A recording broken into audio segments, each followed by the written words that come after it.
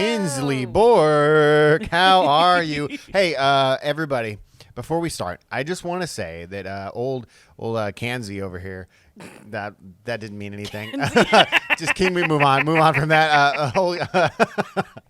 No, we're not sticking to that. Old Kinsey is trying to cut her hair. She wants bangs, all right? And I say, go into the comments right now and say, go bang yourself. I was gonna say vote against it, but you know what? She's not here to impress you. It's bangs time. All right, Kinsey, how are you? I am doing absolutely fantastic. It is still a sweat box in Kyoto. Go on. And it's very warm still for the past 2 months. So I think about that a lot. You lie in bed in Wake thinking about this, like tomorrow will be hotter than today. Oh, what shall I do? I put on my makeup in the morning and I'm like, this will be gone by noon. You should just get a makeup gun and blast yourself real quick. Like, set that thing to Kinsey. I should just get it all tattooed. Then it won't run off my face. Yeah, you should. That's what's worked for a lot of people. Dude, Michelle Obama. You know what I mean? Like, she's tattoo makeup? She does, man. It's like she's got like the word love above her eyebrow. Like, yeah, and it's got the teardrops. What is going on with you, Kinsley Bork? So, I recently went to my very first Japanese fireworks festival. Okay. And that was really, really fun. It was like, so I feel like, okay. Fireworks in the U.S. Yes, they're very good. They're pretty good. But they're like 15 minutes, 20 minutes long. They're not that long. Guess we don't live in the same place. But continue. But here, they were like an hour or more. Right. And it was so long, and it was so loud, it was so cool. And there was like a bunch of like yatai, so like food stalls all down the street. And like, it was a very like festival atmosphere. Although, what was the festival that they were celebrating? It was the Biwako Fireworks Festival. Oh, so it's not a national thing. It's just like a local bring money thing. Yeah. Got it. But like, so fireworks festivals are a summer thing in Japan, if you don't know. So like a lot of like local areas have their own fireworks festivals throughout the summer. And this one just happened to be the one that I went to, which was the one over at Lake Biwa. Okay. Which is, I don't know, pretty close to Kyoto. Sure. It's 30 minutes, maybe. Yeah. Yeah. So the fireworks festival was really cool. But one thing I did not expect, which I should have. What? Getting home. Go on. So where the fireworks festival was, there's like one train station. Yeah. Okay? Are you about to say some common knowledge of getting on a packed train was very uncomfortable? No, it wasn't that it was packed. Okay. It was that we were in line to get on the train. Yes. Like 5 blocks back. Yeah. And the line was as wide as the road. I mean. So it was like that's the thickest line I've ever been in. Probably not longest, but definitely thickest. So you're saying it wasn't busy. Is that what you're throwing at me? It was funny because like the fireworks ended and literally on the second they ended, a bunch of people like turned around and started running. I think that I was why. like eating my yakisoba and like drinking my beer, and I'm like, wonder where they're going. Right. Train station. Right. Getting that massive line. Like it got to the point where I thought we were going to miss last train. So you're saying you waited several hours? Well, this was already at night. Right. So, like, we had probably 40 minutes until last train by the time we got on a train. But Zoinks. It didn't look like it was going to go fast at first. I was like, uh-oh. But it was a very well-oiled machine by the time we got to the actual train station. Everyone's like, these huge signs like Osaka, Kyoto, other locations. And they're like, this way, this way, this way, this way. Right. So they were like on it. They knew what was coming. I mean, they want that. Yeah. They want your money. So, yeah. So, never mind the traffic. That's where we go to. Come on now. How was it? What else did you guys do? Hit me with the deets. We ate a lot of street food. Okay, such as? We had yakisoba, the steak on a stick. I really like it when they have the taco wieners because it's cute. Taco wieners. Taco wieners. It's just a hot dog cut in the shape of an octopus. Because I'm 6. And I know what you're talking about. And they put them on a stick. And there's 3 of them. Yeah. You do eat like a kid. They're pretty cute. It's pretty funny. Yeah. Okay. Cool. Oh, and I had some this like handmade, house-made sangria because there was like an Italian restaurant that had known for their sangria, but they had like their own little like makeshift yatai. Yeah, of course. And like so, I got some sangria, which was pretty good. Okay. And they had garlic bread, and I was like, best street food ever, garlic bread. And I was really excited. We should make sangria tonight. After this, let's go buy some sangria stuff, is good. and let's make. No, I'm serious. We're gonna do that after this. Why are we even on this podcast right now? Right? Why are we at the store getting stuff for sangria? I mean, it's really easy to make, and we're gonna make it tonight. Sorry, listeners, you can't have any. That's a great idea. What have you been up to? I mean, the same as always. Hanging out. You went to Korea. I did go to Korea for 36 hours. So cool. Yeah, I went to with my buddy. I'm in a band called Nice Legs, and the first drummer that was in that band, and one of my best friends, he was moving to Seattle, and so this was his I've known him for 15 years, so this was his going away party. So I went to the going away party, and it was quite lovely. I had great food. I drank a bunch. I had for the first time ever, I had a drink called a pickleback, and I'm sure some people are going to know what this is, but it's whiskey. Take a shot of whiskey, and then you take a shot of pickle juice, and I got to tell you, it sounds disgusting. It does straight sound up, disgusting. of course. So we were at this restaurant called Tom's Pizza. Shout out. It's in Hongdae. Go there. It's the best fucking pizza. We were at this place. They had it on the menu. I'd never had it before. I had to try it. Because my old boss was there and he was picking up the tab, so you better believe I was running that tab. You're like, what's that thing I've never heard of? Yeah, that. Yeah. So they bring out the shots. You take a shot of whiskey, shot of pickle juice. It sounds disgusting, but bro, it weirdly goes together well. It doesn't taste good. That's not the point of it. So whiskey, if you take a shot of it, it hurts. It's kind of uncomfortable. All that kind of crap. As soon as you hit the pickle juice, it instantly stops. Yeah. It's kind of wild. It is wild. It's very interesting, and I'm sure it's exploited by people that have problems with alcohol. Oh God, I never thought of that. You know what I mean? Because it's I can put this down. I can put this down. I can put it's like the ultimate chaser. I mean, it is the ultimate chaser. There's never been a better one, as far as I know. But why am I talking about picklebacks? You should try one right now, but make sure you drive home afterwards. No, but I had a great time in Korea. I had fantastic food.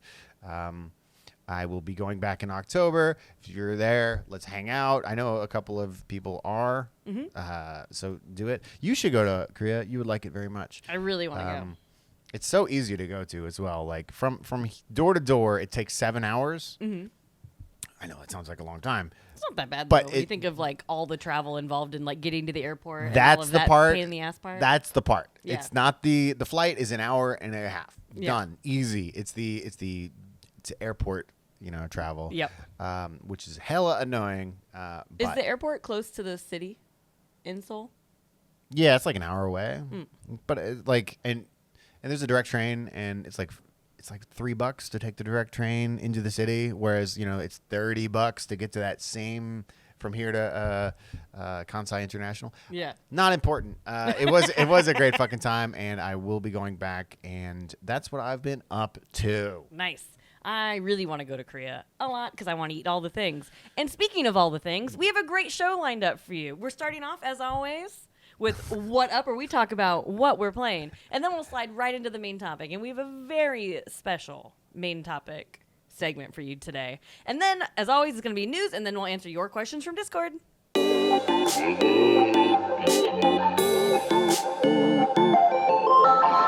now it's time for What Up, where we talk about what we're playing. And as always, Kinsey will say, Mark, what are you playing? And I'm just going to preface that and say, Mark Lynch, what are you playing? Mark Lynch, what are you playing? Kinsley Bork, I am playing Quake 2. Oh, awesome. Actually, I beat it already, so I guess I'm not playing anymore. Quake 2 remaster, or whatever they're calling it, dropped. To me, it dropped out of nowhere. Maybe I wasn't following any of the marketing, but I got it on the Switch. I got it for my flight over to Korea. Oh, perfect. And I'm a big Quake fan, especially Quake 2. I think that game came out at the right time for me back in the day. Oh, double perfect then. Yeah. Which I really liked it back in the day, but I gotta say it is fucking incredible today. It's better than it's ever been. It's Quake 2. You know what it is. It's one of the first 3D first person shooters. It's better than the original Quake because it's a little less of the grimy medieval feel, and it's like Space Quake.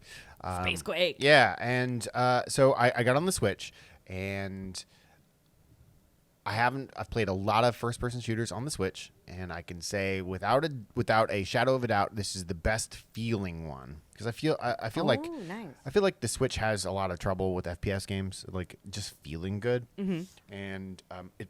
To me, like without having to adjust a single like attribute of the controls, right away it felt better than I could have possibly imagined. Oh, good. Yeah, but I don't want to go into a shitload of detail about Quake 2 because like what it is, but I will say it.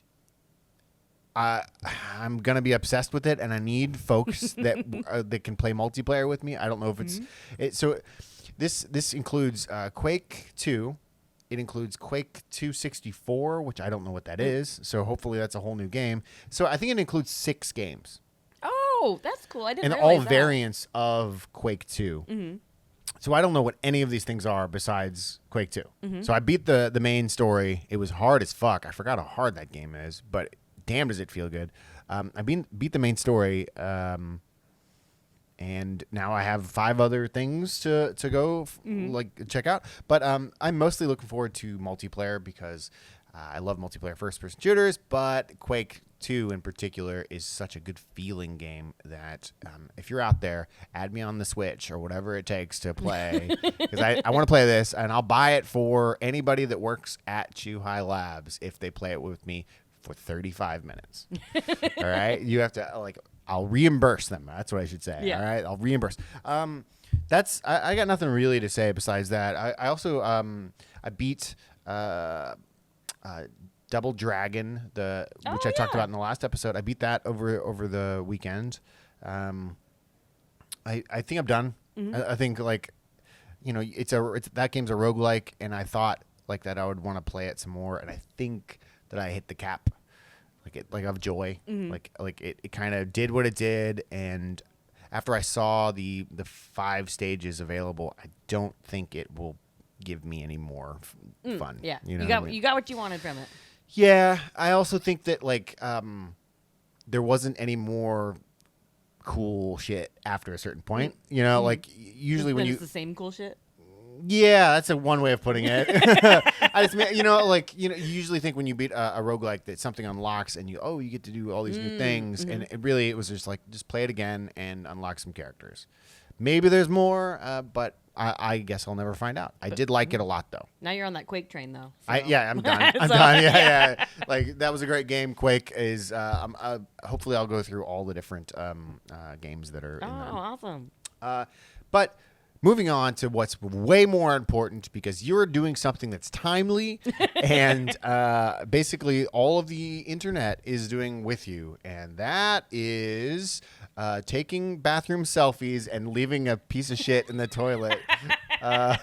Like cute selfies, but there's a turd in there. That's what you're doing. That's what all the internet's doing right now. That's all the rage. That's what they're doing. Well, I think you just started a fad. Yeah. Kinsey, what are you playing? So I kind of told myself I wasn't going to buy it because Starfield comes out soon. And I also wasn't for surezies that my computer would run it. Right. But the more tweets and the more coverage and the more everything I saw about it, I caved and I bought Baldur's Gate 3. Baldur's Gate, woo! And I am so happy that I did because it is 100% a Kinsey game. Right. And I'm having a blast. So to start off with, okay. I built my own character. I didn't play one of the original characters that they already have. Right. And I am playing as a Lothsworn Drow thief rogue. What are you talking about? Can we start at what the hell Baldur's Gate is? Because I've only seen you guys play it for like a minute and said that's for dorks. Beyond that, I don't really know what I'm looking at. What am I looking at? It's a turn-based RPG based on the rules of D&D 5e, I believe. And so, like, it has all the things. They're, like, rolling for initiative, rolling for any perception checks. Like, it's very satisfying, actually. But when you say it's based on, like I thought I overheard you guys say that it's owned by Wizards of the Coast. Yeah. So it's, like, legit. It's just straight up the rules. Yeah, they're using the rules from it. But Baldur's Gate is also, like, a city in the Forgotten Realms universe, which is also in the D&D sphere. And I'm a big Forgotten Realms fan. Okay. And because, like, I've read, like, 15 of the books. And which is why I... Sorry, everybody. Super nerd. More like dork. But yeah, continue. But that's why I picked a drow, because what's a drow? Drow is like an elf from the Underdark. So what's they're like the a Underdark? dark elf. What is so the like it's like a dark elf from like the Elder Scrolls series. The Underdark is like when people live underground in caves. There's like a big city called Menzoberranzan under the ground. Obviously. How was I like? Come on now. What am I, a dumbass? Yeah. All right. So you were an Underdork, and I'm an Underdork, and you're from Delarian. Yep, you got it. You're right on track. You see, all you have to do is take a thing that sounds real and change the consonants, and then it works in Ballgate. I do kind of regret picking a Lothsworn drow though, because they're Lothsworn. So Loth is like is the Spider Queen, and that's who like basically the drow of Menzoberranzan / Menzoberranzan. Jesus however Christ, you say what it. are you saying? Like, worship basically, and they're like a bunch of dicks. Like I don't know, they're kind of like evil characters, but D&D has recently tried to make it so the drow is not necessarily a strictly evil character, because that makes it really hard for people to roleplay as one. Right. When like you have all these like, when every other race can be an asshole or not an asshole, like they made the drow better. And so I was excited to try to play as one. And the only reason I slightly regret it is because any of my like Lolth dialogue choices, they're all like really mean. So I'm like, see, I'm not really playing a bad character, but maybe I should have. Right. And just gone full like brainworms in it. Right. So as you're talking about this stuff, I just thought of how easy it is to make up like character names. So like I said, you just change consonants, right? Yeah. Here we go. All right. Blasnor the Bathbarian. Cumnox the what's a random object? I got nothing now, but I like Cumnox. All right, continue on. Continue. But it's great. I'm still in the first area. I did try to go down through the Underdark, and I realized I was not ready for that yet. Uh-oh. So, and I turned the difficulty down because I was Is this an open world game? Yeah. Okay. I'm having a hard time imagining it because I just hear like the made up nonsense. So it's just like you have a party and you're on a mission to do. And so you'll find save the world characters along the way. Right now, we're just trying to like. In the first act, really all you have going for you story-wise is like, so you were abducted by mind flayers, which is kind of a big scary bad in the D&D world. Okay. And also mentioned in Stranger Things, they talked about mind flayers as being like the super evil. And so you were abducted by mind flayers in the very beginning. You got like a mind flayer parasite installed in you, I guess, through your eyeball. You sure do, yeah. And that usually is kind of how mind flayers reproduce. So that's how you'll turn into a mind flayer, basically, if you get one of these parasites. But none of you or your friends who have a mind flayer brainworm have transformed yet. So these ones are different, and we are trying to investigate what is different and how we can get rid of it, and like all of these things. And in the first act, you find all these people who say they can help you. They can't. But like one of them, if you do it, you lose an eye, and then you are permanently with like a -1 to like perception or something because you only have one eye. Wow. Which is pretty cool in a way. I did get an ice pick jammed through my eye. That's pretty cool. I still have it, so it's wow. okay. But and who did it? What was the character's name? Gilgore the Gamblorian. I don't know why I let this person try to operate on me because they're a bard. Okay. And he was like, yes, I'm Volo the Magnificent, and I can definitely help you with that because I am smart in all ways. So he sang into your eyeball? You know, he'd had an ice pick. like every bard. But it's just, I mean, I really like talking to people about it because it's like, what did you do? Because people can have incredibly different experiences from what you had doing the same quest, same thing. But the way it's like the ultimate sandbox game, like you can kind of solve problems however you want. Like so for example, I couldn't beat this boss. Yes. And I looked up some strategies online, and one person was like, oh, I just pushed him into a hole. And I was like, oh. But I wanted his shit. So if you push him into a chasm, you're not going to be able to loot him. But I was like, oh. Like, there's so many things that you can solve in, like, different ways, not just, like, defeating it. Overhearing you guys, all you were talking about was, you can just push him into a hole. You can just push him into a hole. So it seems like there's two ways. Kill them or push them in a hole. And you can also, a decent amount of the things so far you can talk your way out of as well. Right. Like, since I'm playing a rogue, I have a very, like, high charisma character. Right. So I try to talk my way out of a lot of things before it ends up as a battle. Oh, that's cool. Yeah. Yeah. Yeah. And it's really fun. It's very satisfying to, like, roll the dice when you're like, can I persuade this person? And it's like, I don't know. Can I? Like, why don't you stab him in the neck? Like, I mean, you can. I mean, you're a rogue. Stab everyone in the neck. Child. They're children. And can you kill them? Most games you can't kill children. Although I did get into can you kill them in this game? I got into a fight with these kids that were poking a dead body. They're like goblin kids. Right. And I was like, wait, how can I get in a fight with these goblin kids? Also, the goblin kids were jerks. So, you know what? Maybe those kids deserved it. Can you kill the children? Those particular one, yes. Because they're goblins. So the game is racist against goblins. No, because you can side with the goblins in this part. I didn't, but you can. So therefore, you could have killed them.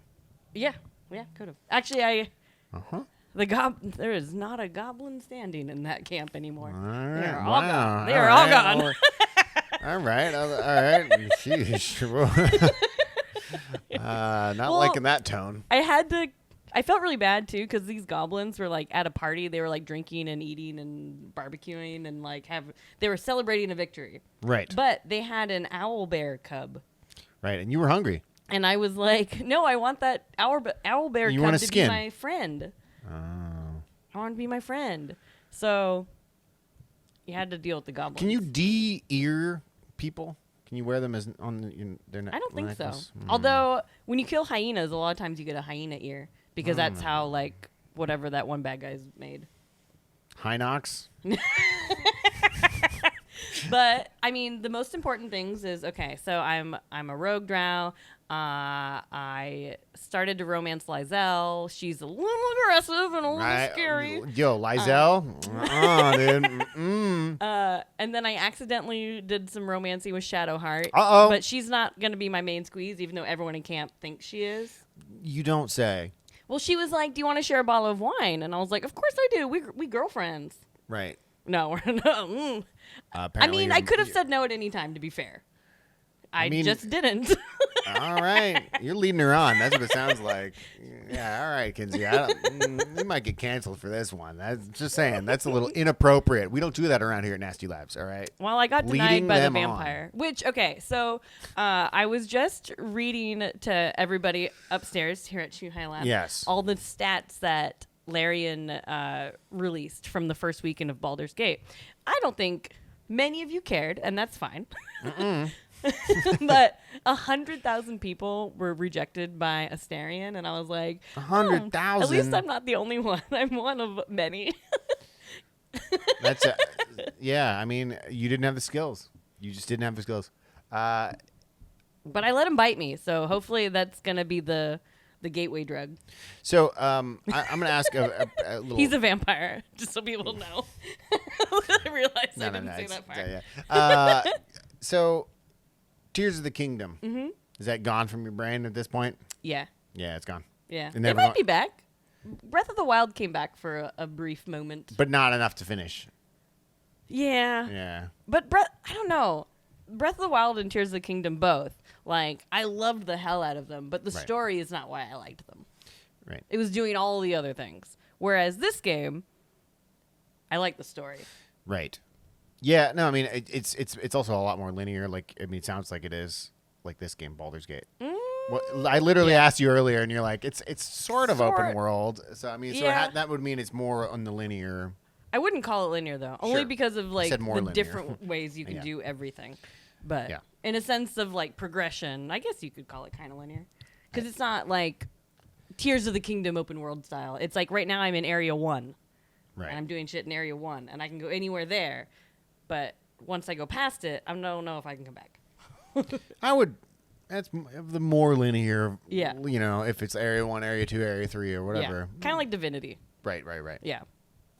Okay, so I asked all that just to say I knew you weren't going to beat Tears of the Kingdom. You know, like I would have put like money on that, you know, for sure. I did do some of the after the like dungeons things though.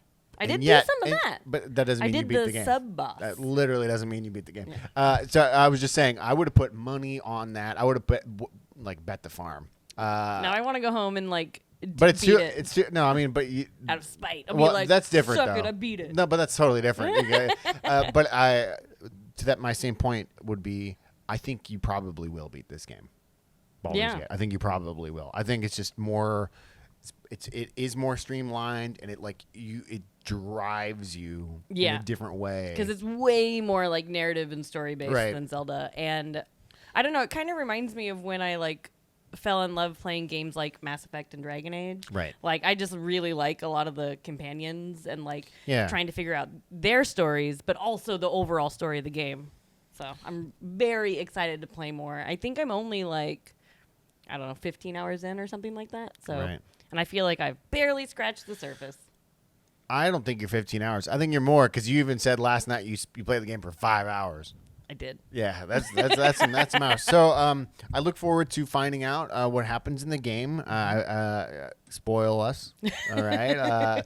That's a pre-warning for next week that she's going to tell you all about the game and how there's a dog named Fuzzums. There is a dog, though. Named Fuzzums. It's not Fuzzums. What's his name? Scratch. Scratch? I think that's his name. They need to work on some names, dude. They need to hire me real quick. I can name anything, dude. What'd you say? Cumlocks? Cumnox. Cumnox. Cumnox. Oh, that's because, like, Chuglocks is in this other game. So that's what made me think of. No, I mean, that's all it is. You just take a sound that's normal and then add Nox or Gygar or whatever, and it, like suddenly it's a name and it fits in this. Or Larian, you know, like the company that made this, Blarian, Tarian, Farian, Scarian, Barian. Like you add that to anything and suddenly it works. And it's like a cool fantasy name. Yeah, nah, it's not cool, but it is a fantasy name. I look forward to the updates, and I can't wait for more. Yeah. So far, so good. So far, 9 out of 10 Kinseys. There we go. Yeah. In a world of podcasts, only 3 men are willing. Well, dude, what are you doing, James? You told me to do the promo for the podcast, right? That's what we're doing. But I mean, you know, we could actually tell people about what we are. I mean, we're the Famicast. We're a bi-weekly show. We talk about Nintendo and games in Japan. I'm Danny, and that was James, and we got another guy. Who are you again? I'm the saboteur. I'm the henchman. I'm the interloper. That's Ty. He is our anime trash expert. Digs around in some UFO catchers for. Check us out. We're in Japan. We like Nintendo most of the time. The Famicast, only on the Tokyo Beat Network.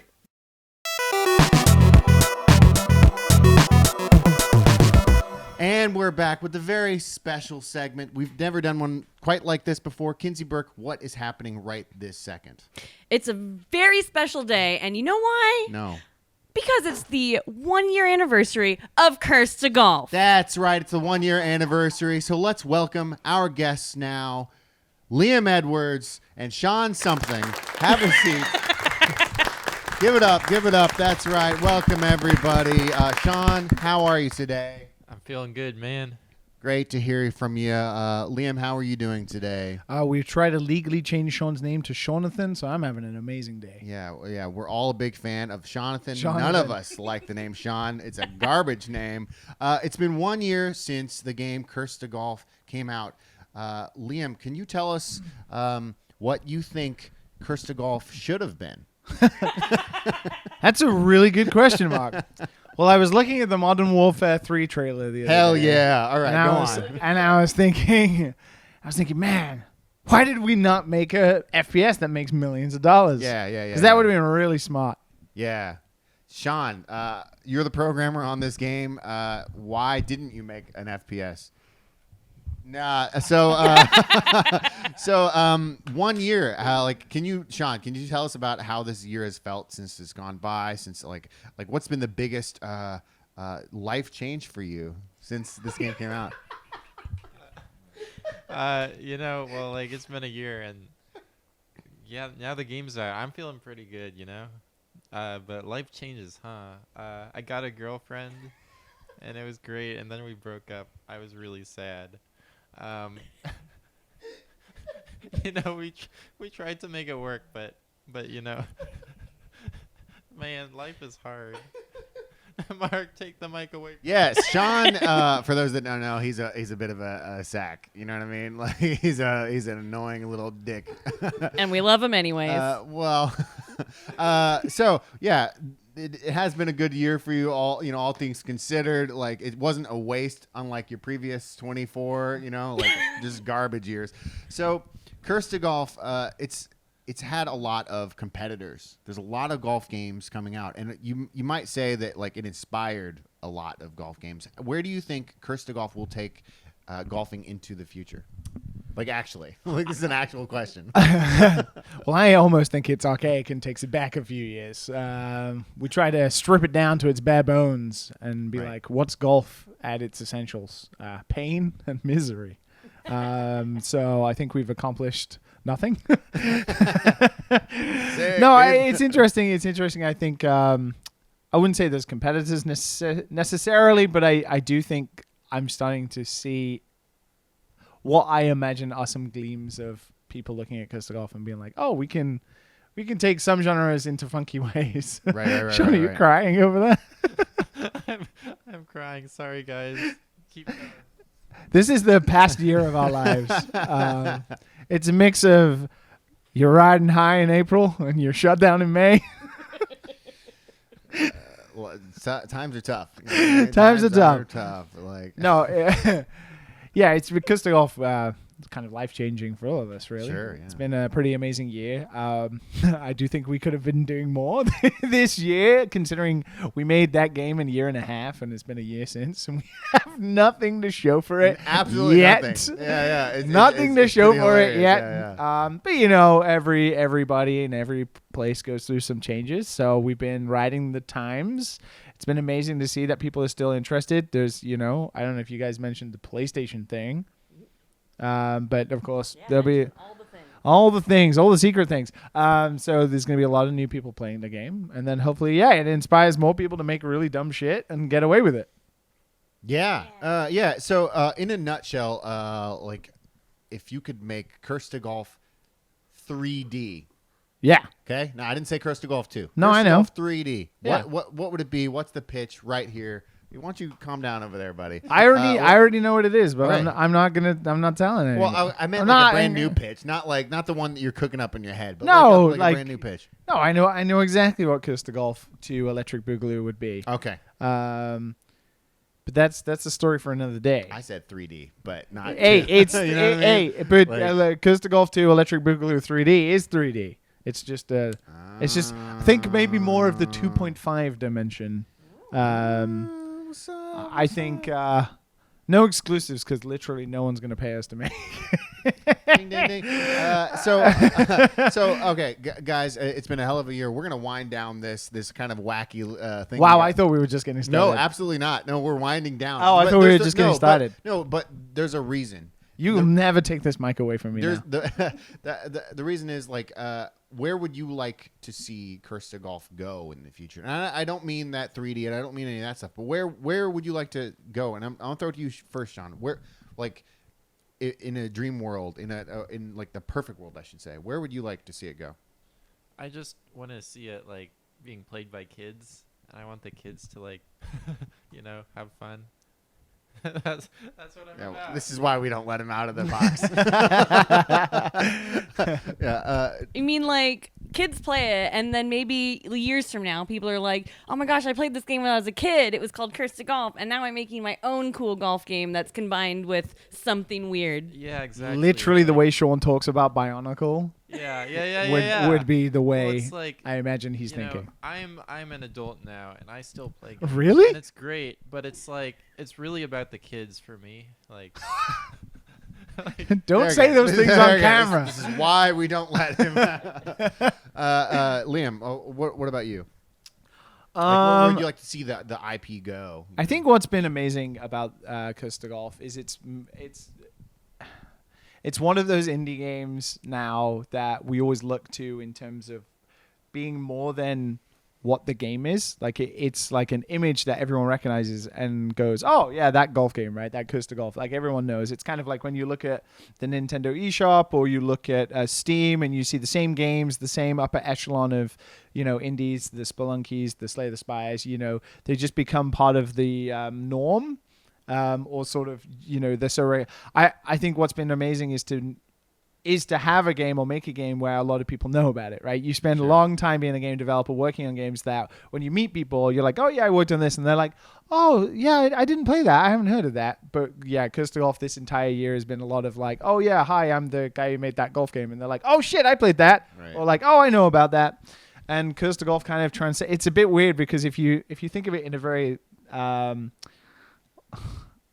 nihilistic way, it really is just a game, right? You know how we get excited about Zelda games and Nintendo games, and then you play them and you're like, "Oh yeah, they're real things." They're all just games. They're all just games, right? And Curse to Golf now is weirdly, it's like transcended that a little bit. It's like kind of a fixture, what we always try to do, which is break through into that fixture of indies.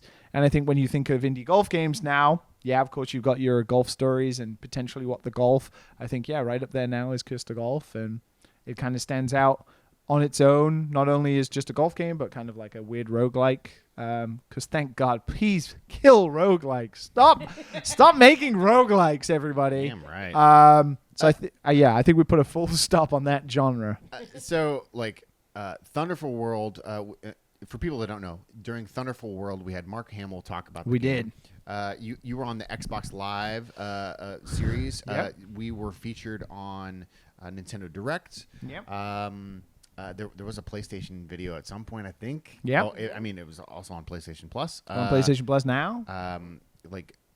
Basically, this game has been seen more than most games out there. Yeah. We've had this lucky opportunity.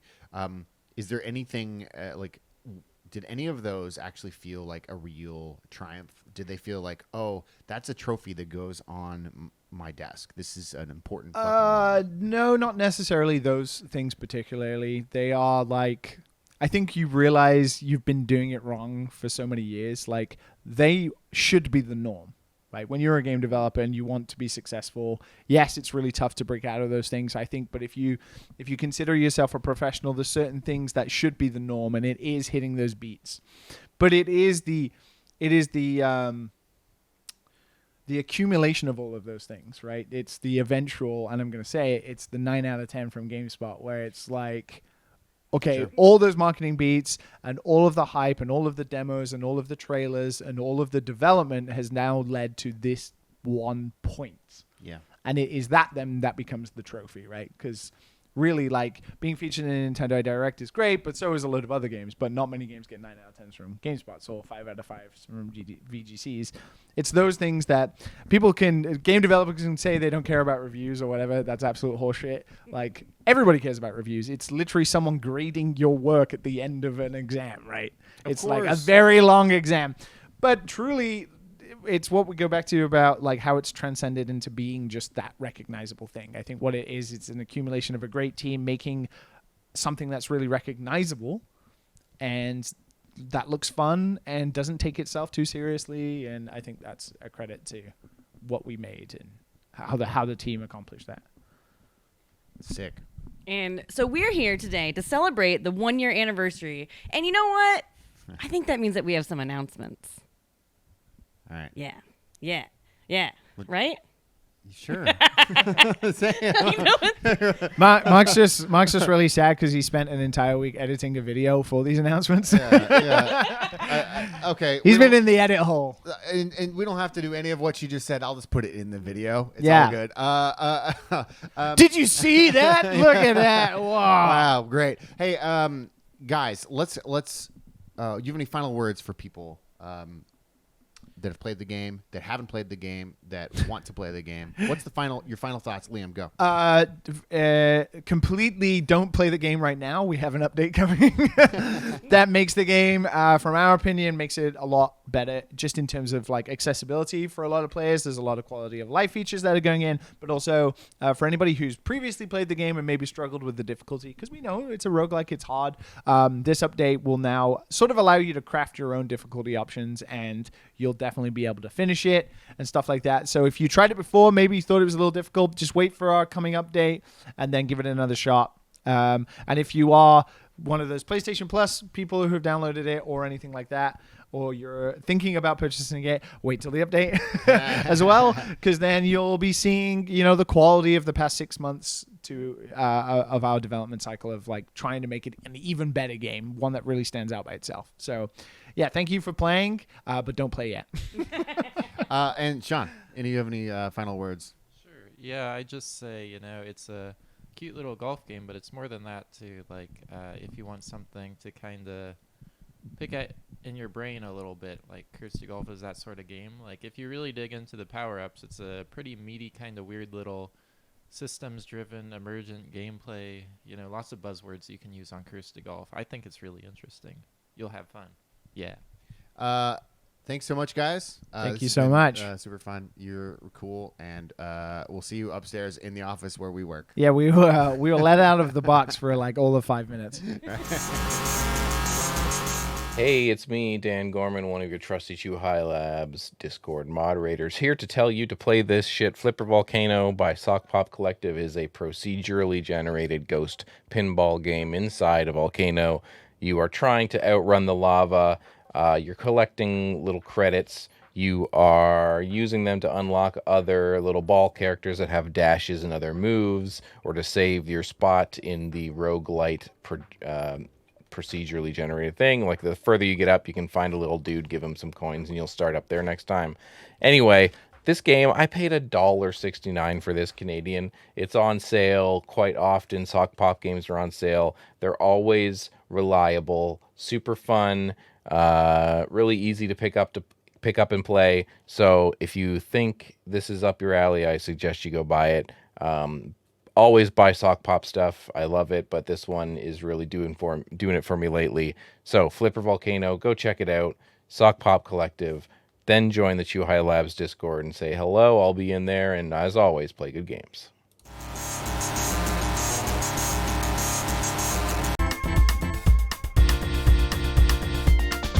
And now it's time for the news. We got some great news stories because a lot is happening in the world right now. I don't know if Are great you is ready? the right word, but it's going to be a lot. Are you all ready? Right? She's going to read like a whole shitload. All right, guys, I was too excited. I wrote too much in the notes. All right, so read us the news. Kinsey Mark. All right, so the Pokemon Presents event for August happened last week, and a bunch of stuff was announced. They shared some details about the Pokemon World Championships, which were just held in Yokohama, and it looked amazing. I saw so many pictures. Everyone looks like they had so much fun, and they also shared a bunch of announcements during this as well. And so I'm just going to rapid fire them because there's a lot. So Pokemon Path to the Peak is a new short series focused on the trading card game. A new trailer for Detective Pikachu focused on the characters came out. Pokemon Go is finally getting Pokemon from the Paldea region. Oh my god, I can't say that word. The Pokemon trading card game for Game Boy Color and Pokemon Stadium 2 are now available on Switch Online. Mew and Mewtwo are being added to both Scarlet and Violet. And actually, you can use code GETYOURMEW in the mystery gift menu right now in the game to get Mew through September 18th, and Mewtwo will be available as a Terra Raid battle starting on September Tara 1st. Reid, Terra Raid. the actress from the Tara- hit movie American Pie. Terra Raid. Nah, it's not it. All right. And the anime series Pokemon Horizons and Pokemon Paldea Winds are coming soon, and the first DLC for Scarlet and Violet will arrive next month. I have no idea what any of that crap was. Pokemon! Pokemon, a bunch of crap. Is there a new Detective Pikachu movie? There's a new game. I didn't know there was a game. Yeah. Okay, great. Yeah, there's a game. Is it starring our good friend Danny DeVito? No. Oh, It should be, though, huh? Yeah, it really should. In the Okay. movie, it's Ryan Reynolds, I think, is Pikachu. Right. Which is weird. I never saw the movie, so I can't Right. place them together very well in my head. It seems like it would work. He's pretty funny. But Danny DeVito would be hilarious. Sure, yeah. as I mean, Pikachu. yeah, that's like the dream. Okay, so that's all neat. Does any of that strike you as worth? I'm gonna go get my Mew in Scarlet and Violet. I keep forgetting about What it. is Scarlet and Violet? It's the Is it the new game? the latest Pokemon Got game it. that came out. You own both Scarlet and Violet. Just Scarlet. Got it. I was a Scarlet girl. Well, you can use code Get Your Mew right now with Tara Reid in order to get September 11. I just read the notes as she writes them. Okay. Tell me the next giant piece of news, because this one seems huge. This one's pretty big. Okay. I mean, we kind of already touched on it, but this is like super cool. Is this right? Ballgate?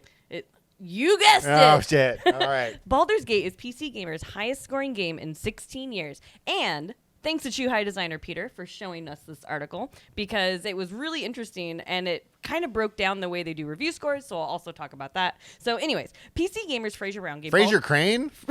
Fraser Brown Okay. gave Baldur's Gate a 97 out of 100, calling it a dream game that pulls in the best parts of from the RPG Hall of Fame from titles like Ultima Planescape and, of course, Baldur's Gate. And in the article, PC Gamer breaks down their review scores. So think of it as like, because it's out of 100, it's not out of 10. Sure. There's a lot more like nuance you can do. So 80 to 89, they think is a game that you love. Right. And 90 to 94 is a compelling recommendation for most PC gamers. Think like Witcher 3. And then 95 to 98 is absolutely brilliant, one of the best games ever. Think Half-Life 2, in their words.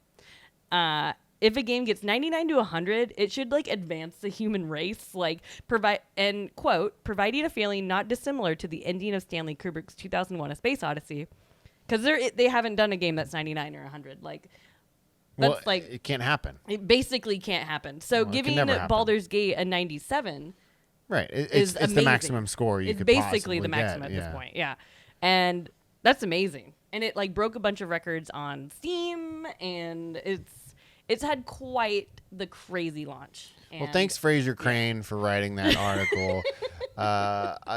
So do you think it's a 97 out of 100? That's a pretty big score. That's a really big score. For me personally, I think it's close to that. I mean, I want to play it a little bit How's more. the music? The music's really good. What's your favorite song? I don't know any of the names of any of the songs in it. Do they all sound like dun dun dun dun dun dun dun dun dun dun dun dun dun dun? Hey, yay! Dun, dun, Very dun, like dun. atmospheric so far. I really Yeah. want to go to. I haven't been to like a tavern or anything like that yet. I need. Oi, who wants a drink in here? I need some of that in my life.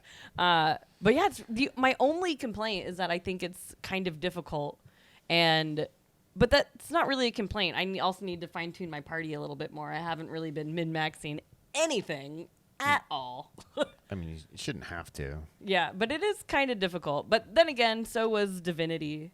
And this reminds me a lot of Divinity Original Sin 2. Right. I like So. that you prefaced when you got to Half-Life 2 in their words. In like my head, I was like, no one likes Half-Life I'm like, 2. girl, you saying you don't like Half-Life 2? Yeah, like Half-Life 2, like that is it.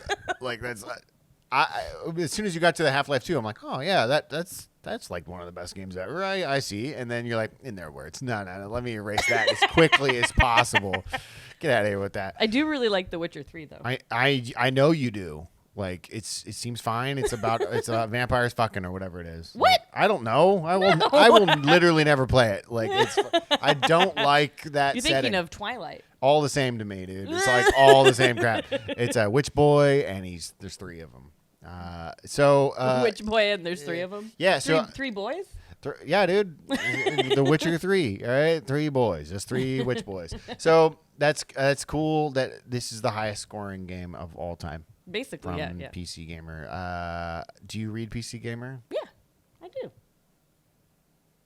Have you always been a PC gamer? No. Okay. I just really like, I don't know. I find myself gravitating towards like them and IGN, and not because I'm specifically a PC gamer. I just like their website. Right. Because yeah. most games nowadays come to PC and console.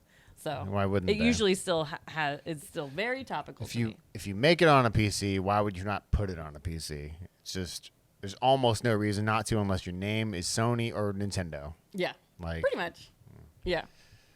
well, yeah, that's cool. it's That's pretty really cool. interesting, and it's providing a feeling not dissimilar to the ending of Stanley Kubrick's 2001: A Space Odyssey. Well, that would be if it was 2 more points. Not dissimilar to the ending. That is a very good ending, though. Like Yeah. that fucking baby's just sitting there. What's going on, man? Like I don't even know, dude. It's like there's Now imagine that you played a game that like evoked similar feelings. there's literally no way. See, like that's what they're saying. There's no way Ballgate is even like in the same like room as that. There's like it's not. It's in the room below it. yeah, way below it. It's in like down the like in the shed outside out back. But it's a nice shed. All right, it's a very nice shed. It's the nicest shed. It's number 1 game on Steam. Nice shed. Wow, that's I mean, people like fucking like other vampires and stuff. There's only one vampire. Whatever. And he declined most people. So. 100,000 people. You said. 100,000 people. But how many people bought the game? Is that 1 million? I mean, I probably. think you're just one of the losers. Oh, no, maybe. Yeah, I think so. I wasn't even trying to flirt with him. He was like, "Oh, you thought I meant Oh, you? you wanted this ass? Ooh. Girl, ain't happening. You are number 900,999. I've turned down today. Get in line. Today. Get in line, and I'll turn you down again." Boom. Shit. And now it's time for Call Me Up, where we answer your questions Kinsey. in Discord. What do you do in order for us to answer questions on Call Me Up? Okay, so go to Discord. Where, Discord.gg/ChewHighLabs. I will. Okay. Yep. I'm there. And then once you're in, Yes. scroll down. Downwards? Scroll down. If you're on a Mac, you actually scroll up. Oh, that's I'm just saying. It's brain fucking. I hate it. I'm a Mac user and I still hate it. Go. What else happens? scroll down, Call Me Up, click on it, Okay. and then in the other box, type your question. The and other then- box, I think you lost me. Oh no! Yeah. No questions. Go to Discord, ask some damn questions. First Yeah. one's from Cupcake. What is it? I had to tell my Gen Z relative what a weeb was recently. So I thought I would ask, what is the official Chew High Labs approved, legally the best definition of a weeb? Okay. What's a weeb to you, I Kinsey? always just thought of it as not even like a bad thing. I know some people use it as like an insult, but it's just someone who really likes anime, really has like this like super fun rose-colored glass like version of Japan in their head. Yeah. A lot of them have never been to Japan, Most. but they love it. They love it. They love the concept of Yeah. it, and they think it's a roller coaster park. Yeah. I think it's a really great put down. Really? Oh, I do not like weebs at all. They're the worst. Because I've lived in several Asian countries, and like there are weebs in all of those countries. In Korea, there's Korea boos, and like whatever. Korea boos? That's what they're called. I've never heard that term before. That's because you're not one of them, but you would have been if you'd lived there. No, but they put it all on a pedestal as though it's like better. Yeah. There's like I feel like there's levels of weeb because some of them are like super gatekeepy weebs, and that's not cool. Right, you're the one Like- right below that one. Yay! Yeah, like you want to be the gatekeeper one, but you're just not quite there yet. I'm just joshing a little bit. I just don't like those particular dickheads. That's. Oh yeah, the gatekeeper weebs are like a whole different level. No, not even the gatekeeper ones. The ones that are like the know-it-allism yeah. dick fuckers. They're the worst, the absolute worst. And yeah. But what is the official Chew High Labs approved, legally the best definition of a weeb? I mean, yeah, anime is real life. Oh, there it is. Yep, that Yeah, ta-da, legally the best yeah. definition. Yeah. Like if I could find a puddle and put you in it and drown you in it, that's Aww. well. Yeah, I don't like them. I don't like them one bit. You don't have to drown them, but you can watch me. All right? No! I mean, you and like secretly cheer me on because you'll be like, they were gatekeeping me. No. And the next question is from Milo. Hello from Seattle. It's been really warm here. Any tips on staying cool during the Japanese summer? Oh, Milo has a great question. I think step number one Okay. to surviving the Japanese summer is to don't be in Japan during the summer. Ding, ding, That's ding, step ding. number one. Right. That's pretty good. All right. What else? What else you got? But I think, okay, so if you're going to have to be here, Yes. I think my tips would be stay hydrated, get one of those long skinny towels so you can put it around your neck, because that actually works pretty well. And then whenever you are by a sink, you can re-wet it. I've never seen you do any of this. Tony does it all the time. I've seen Tony do Yeah. it. No, he's a different person. Well, I have one of those ice things, the neck ice Right. thing, but it doesn't stay cold for very long. The towel works better. Okay. So I did the towel method when I was at Universal because that's just all blacktop and sun. And Right. that worked really well. So, would you say that the staying cool during in Japan would work in any other country? These techniques? I think it would. Yeah, I think so. Staying hydrated. Stay I got a hydrated. little- I got one of those little handheld fans, and it works pretty good. Didn't you say they have to put it exactly 1 centimeter from Oh your yeah, the face? one I got was a little cheap, and I wanted it to be small enough to fit nicely in my purse, Right. for convenience facts. So it's kind of small, but it does the trick in a pinch. I say. What do you do to keep cool? Nothing. You just survive. No, there's nothing you can do. It's just hot as fuck, and get over it. It sounds weird, but Wear some breezy clothes. breezy clothes, have a nice cool glass of ice water out by the river. Man, it doesn't get better than that. I don't mind the heat, so I guess I'm a bad example. I like it. I'm from Seattle, so I don't love the heat. I like the sun, don't love the heat and the I didn't say I loved it. sweatiness, I said I don't mind but- it. Yeah. I'm not yay. I'm like, oh, this sucks, but whatever. This is normal. I sit inside and I play Baldur's Gate with my air conditioning up all the way. I also do that, minus the ball gate. I do that. Yeah, it's more fun because it is hot. Fuck that. Fuck that hot shit. It's way hot. Hey, so Milo. stay cool, Milo. Yeah, Milo, you good, dude.